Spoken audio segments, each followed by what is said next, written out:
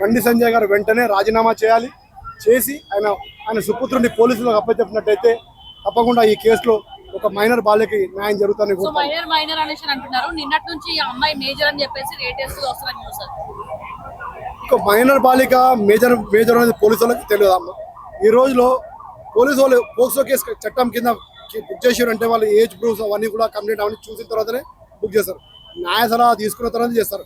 ఒక DCP level officer దీనికి ఇన్ఛార్జ్గా ఉన్న తర్వాత ఈ కేసులో మైనర్కి మేజర్కి తేడా తెలియకుంటుంటుందా? ఏ కానిస్టేబుల్ ఎస్ఐఓ సిఏఓ కాదు కదా, డీసీపీ లెవెల్ అధికారులు చూస్తూ ఉన్నారు. ఒక కమిషనర్ లెవెల్ అధికారి ఎంటర్ అయ్యారు. కమిషనర్ సివి ఆనంద్ గారు ఎంటర్ అయ్యారు. ఒక కేంద్ర హోంశాఖ మంత్రి కొడుకు మీద మైనర్ మేజర్ తెలియకుండా పోక్సో కేసు అయితే బుక్ చేయరు కదా. తర్వాత డీసీపీ గారు వచ్చిన తర్వాత కూడా అమ్మాయిని విచారించిన తర్వాత మళ్ళీ కేసు సెక్షన్ యాడ్ చేయడం జరిగింది. చేసినప్పుడన్నా మైనరా మేజరా చూస్తారు కదా. మరి ఈ అబ్బాయి మరి భగీరథ ఎందుకు విచారణకు హాజరవ్వట్లేదు? ఇది కేవలం రేవంత్ రెడ్డి నిర్లక్ష్యమే. ఇది ఆర్ఎస్ బ్రదర్ బంధం బయటపడింది. ఏ విధంగా బయటపడ్డది అంటే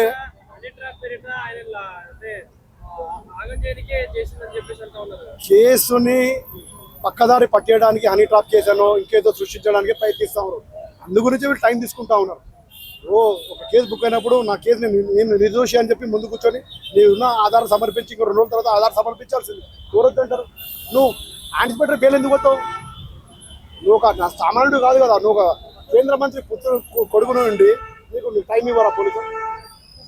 నీకు నువ్వు నిర్దోషం తేలినప్పుడు నువ్వు నిలబడిన తర్వాత నువ్వు అపియర్ అవ్వాల్సింది పోలీసుల ముందు. అపియర్ అయిన తర్వాత చేయాల్సింది.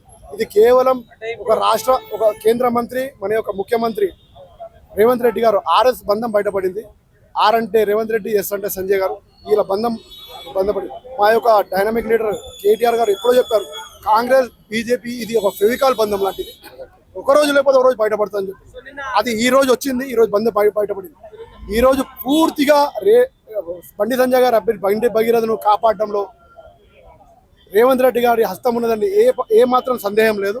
పూర్తిగా ఈ యొక్క కాంగ్రెస్ ప్రభుత్వ వైఫల్యమే. సో నిన్న ఇటీవలే ఒక రాజకీయ పార్టీని ప్రకటించిన ఒక లేడీ లీడర్ మాట్లాడుతూ ఇది బీఆర్ఎస్ రాజకీయంగా వాడుకుంటుంది అని చెప్పేసి ఆరోపించినారు.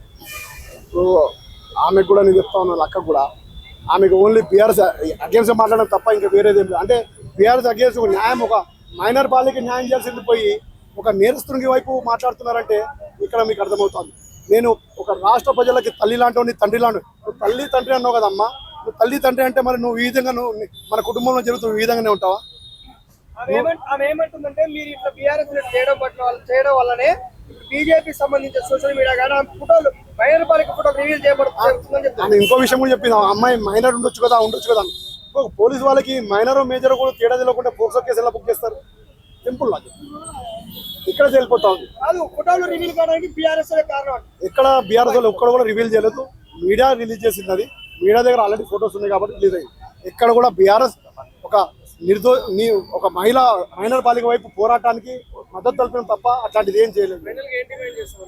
మేము బండి సంజయ్ గారు ఫైనల్గా మేము డిమాండ్ చేసేది సంజయ్ గారు మంత్రి పదవికి రాజీనామా చేసి ఆయన సుపుత్రుని పోలీసులకు అప్పచెప్పి ఒక మైనర్ బాలిక పోక్సో కేసు కండక్ట్ చేయడంలో సహకరించి పోలీసులు అప్పగించినట్లయితే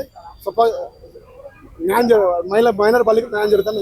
బండి భగీరథకు రేపేళ్ళలో మళ్ళీ కేసు అది బెయిల్ వస్తే బీఆర్ఎస్ పార్టీ తిరస్కరిస్తుంది. ఏం చేయాలనుకుంటున్నారు? ఇప్పుడు బండి భగీరథకు టైం పాస్ చేసేదే దాని గురించి, బెయిల్ గురించి. ఎందుకంటే యాంటిసిపేటరీ బెయిల్ వేస్తారు కాబట్టి 2 రోజులు అని చెప్పి స్విచ్ ఆఫ్ చేసి పెట్టి కూర్చున్నారు. స్విచ్ ఆఫ్ చేసే అవసరం ఏముంటది? ఒక నిర్దోషి కదా స్విచ్ ఆఫ్ చేస్తారు. ఒక నిర్దోషి ఉంటేనే కదా నువ్వు పోలీసులకు దొరకకుండా తిరుగుతారు. నువ్వు అక్కడనే తేలిపోతా ఉంది నువ్వు తప్పు చేసినావు అని చెప్పేసి. నువ్వు తప్పు చేసినావు కాబట్టి యాంటిసిపేటరీ బెయిల్ అడుగుతావు. బీఆర్ఎస్ పార్టీ తరఫు నుంచి ఏం చెప్పాలనుకుంటున్నారు మీరు? మేము బీఆర్ఎస్ పార్టీ తరఫు నుంచి ఒకటే చెప్తా ఉన్నాం, మాకు ఈ మైనర్ బాలికకు న్యాయం జరిగేంత వరకు మేము పోరాడతాం. నేను ఒకటే ఈ రాష్ట్ర ప్రజలకు సోదరి మనందరూ కూడా నేను అప్పీల్ చేస్తా ఉన్నాను.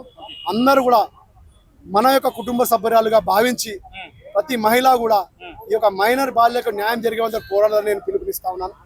ఈ మైనర్ బాలిక తరఫున మా యొక్క బీఆర్ఎస్ పార్టీ మైనర్ బాలికకు న్యాయం జరిగే వరకు పోరాడతాం చెప్పాలి.